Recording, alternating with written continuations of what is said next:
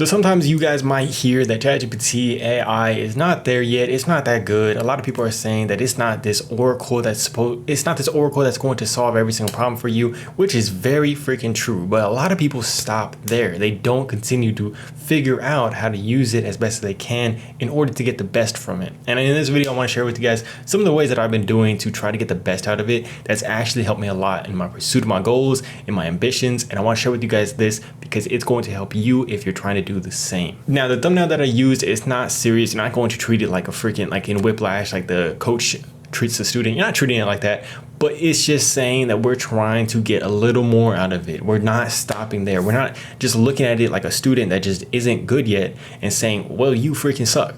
No, we're trying to get something better out of it. We're trying to get better outputs out of ChatGPT. And that's going to go along with the first thing, which is basically using it to think out loud.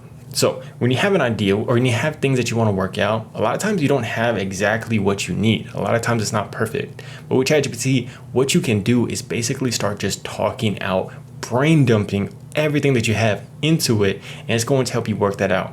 I will literally be babbling into ChatGPT about something that I don't really understand, about something that I need a little bit more context on. Like I will even be watching a movie. I'll be watching a movie and it's something that I really like about it. And I will start asking ChatGPT, why do you think that it is that I like this? Not only does it give me good answers for why I might like that, it also it connects it with the fact of things that I've talked about it with in the past. So it's able to have this context, it's able to understand you, and it's able to start to work that out. But I think just the fact of being able to work it out with ChatGPT or just talking about it and then seeing what it gives me, working from that, it allows me to go from idea to a better and better and better idea. It's like talking with somebody that's a very good creative partner and being able to work out this thing that is very specific, very niche, that most people might not understand, but it's able to give you such good inputs back, and it just improves your thinking. So secondly, along with that, something that you could do is use it to work out a problem. Not just work out a problem, but find the actual problem that you're dealing with. That's what I'm talking about here. So for myself, I've had a lot of I was reading this book called Idea Flow yesterday, or not even yesterday, a couple of weeks ago actually. So I was reading this book called Idea Flow, and in that book, he mentioned that Richard Feynman, I believe it was, he used to have his 15 biggest problems that he would carry around with him all the time. And what that allowed him to do is always see his problems. It's like what Tony Robbins talked about.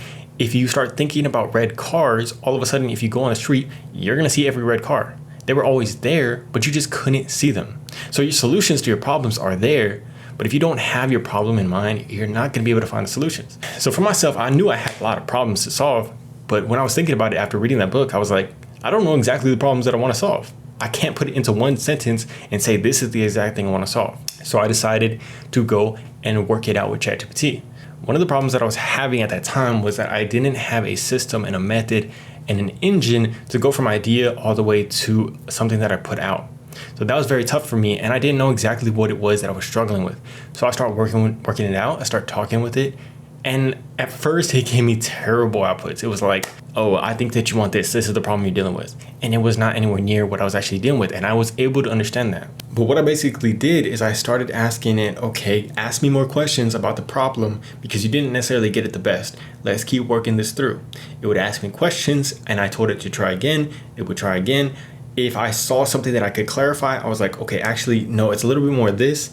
It would try again. It took me like 5 or 6 times, but that last output that it put out, it was so specific to exactly what I needed. It was like, okay, it was tied in with the notes that I was taking, the way that I was taking notes, how I wanted to actually capture notes. I wanted a system for going from having an idea, a method of just capturing the notes easily, and then being able to take it out into an output that helps me remember and apply that thing in the real world. And boom, it put it so specifically that I knew exactly what I was dealing with, and I knew that I was going to be able to find a solution. And I freaking did. So that was a way that I was able to use ChatGPT to help me find that problem that I was dealing with. You probably have a lot of problems.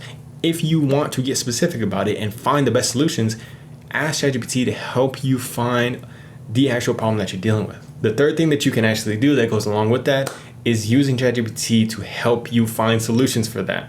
So another concept in that book, Idea Flow, my bad, an alarm is going off, but another idea that he talked about in there is the concept of an idea quota. An idea quota is something that, like, if you're going in the morning and you know you got to go to work, but you're making breakfast, you're making coffee, you're doing all these things in the morning, your hands are busy, but your mind is free.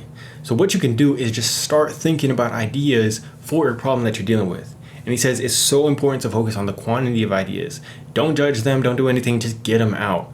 So you start thinking about that as you're going through your little routine before you go to work. And before you take off for work, write down 10 ideas. It doesn't have to be perfect. They don't even have to be good ideas. Don't judge them. But if you get more quantity out, you actually end up seeing that you get really good ideas out. So now you take this concept and you apply AI to it, you can get infinite ideas. And you can get infinite ideas that are so specific to infinite ideas for solutions that are so specific to exactly how you want those solutions. So you can say right now, for one specific problem you have, ChatGPT, give me 100 ideas for this. Of course, you probably don't want to do 100, just do like 10, 15, 20. And then you can see, okay, these actually are way off base. I actually need a little bit more of this specific idea. You tell it that, you give it that input, and all of a sudden it's going to tweak these ideas and it will give you 20 more. It's like having a creative assistant that is just not going to be like, oh, well, I just gave you freaking 20 ideas. I don't want to do it again. It's just going to continue to give it to you because it knows that's going to help you. And it's going to do it in an instant. So I think just seeing these ideas a lot of the times is going to give you more ideas off of that. Like you're just sparking your creativity and you're allowing it to help you get the most innovative solution that you freaking can. And it's just so amazing when you start throwing ideas at that specific problem that you were dealing with and you start pairing all these things together. So this is just a video I wanted to make because I think it can really help you guys if you're dealing with this stuff. Just use these 3 steps and it's going to help you start to get the most out of ChatGPT and AI.